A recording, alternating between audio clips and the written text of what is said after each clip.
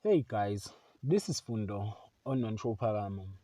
Tonight on Uzalo, Vega and Kebetiana relationship reach a breaking point. While Vega enjoying to bond with his father when they service Stofuza. Madongwe is afraid to face a humiliation. He is scared to see Madlala after they moving out on the stairs and go back on the flat.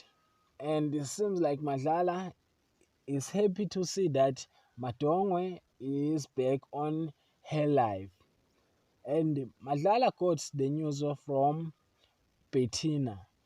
While Mbata invests paying back Sonto, he sell all the products